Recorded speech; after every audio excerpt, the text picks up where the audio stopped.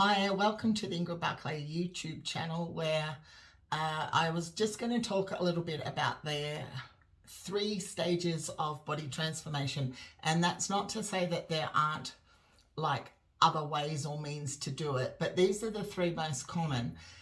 And you might not necessarily start with version 101. Like, everybody's different. And I'm not saying they're right or wrong, better or worse. I guess for some people at a certain time in their life, one might suit them better. I mean, I know I've got a preference, but I'm not saying that you can't do the other ways. Version 101 is just the old mantra of eat less food, and usually that's in conjunction with exercise more. And particularly for women, that's what we've been taught since we were knee-high to a grasshopper is, weight loss is all about decreasing food, decreasing portion size, decreasing calories. And we know that that absolutely works in the short term.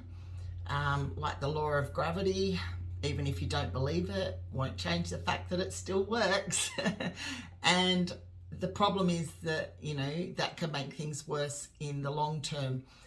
And in a nutshell, that's largely just due to the repression of your metabolism. So trying to starve yourself into weight loss is not a sustainable approach. I think most people within the fitness industry are well and truly aware of that, and they understand that the body will compensate in other ways. So yeah, then we've got the 2.0 version, and that's kind of like your bodybuilder's version, I suppose. So then you're starting to get into things like meal frequency. So eat every, anything from 2 to 4 hours. Instead of your blood sugar levels going like so, we get to nice and steady. You've got an influx of food coming in all the time. It's quality over quantity.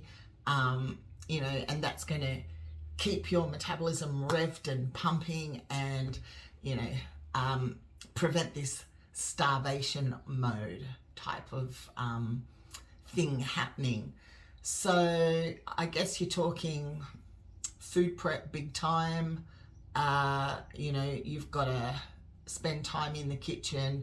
You'll have to take your Tupperware everywhere. You might experience a bit of social isolation because you might make choices not to go to places or be with people because, the food thing becomes a bit of a full-time job.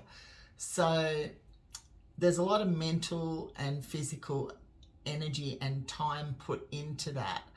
And I think one of the major problems with it is that being fearful of allowing yourself to get hungry ever is really short-sighted, because there's going to be times where you get caught out.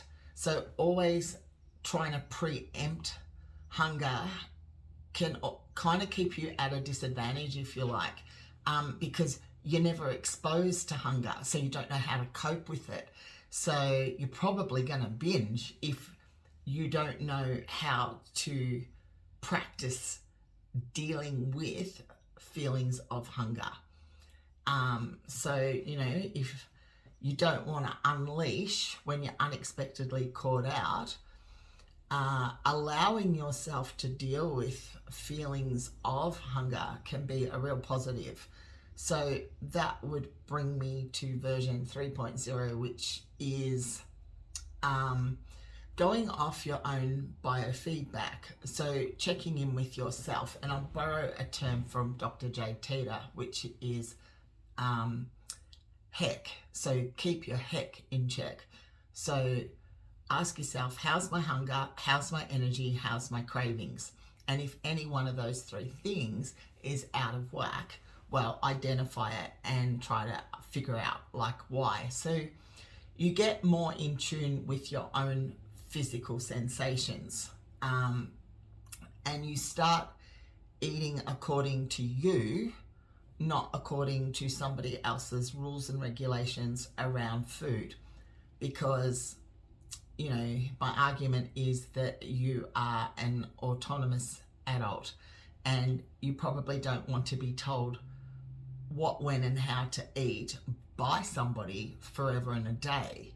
You know, that can leave you leaning on a crutch, using competitions to keep you lean, program jumping from coach to coach and program to program and diet to diet.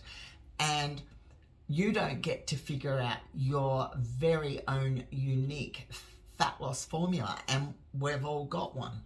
You know, it took me 46 years to figure out mine, but you know, you allow yourself to get a little bit hungry, feel the sensation, and in that moment you harness your skill power, if you like, so your mindset and your mindfulness, and make the best choice that is possible.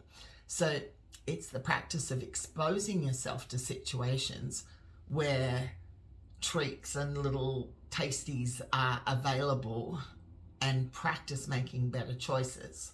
So, and look, some people might want to do a transformation and start at 3.0 and find that, you know, that's not working for them and drop it down and perhaps do a bodybuilding version. Or you might start at the bodybuilding version and for whatever reason, there could be a myriad of reasons, it doesn't work for you, and then you go to version 101, and that's, you know, your calorie restriction, and see what works. But I think ultimately anyone should probably aspire to read and understand their own body, their own cues and triggers, and then have tools and strategies in place to combat the negative ones. And you know, it's always tricky that you have enough compliancy that you can reach your goals without overdoing the deprivation, that you're not allowing yourself to enjoy a little bit of food every now and again. So it's that fine line. But anyway, I would say that they are the three major approaches to a physique transformation.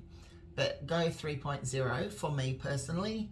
But that can be a little bit daunting. And so there's a place for 101 and 102. Hope that makes sense. All right, thanks for watching, and I'll catch you soon.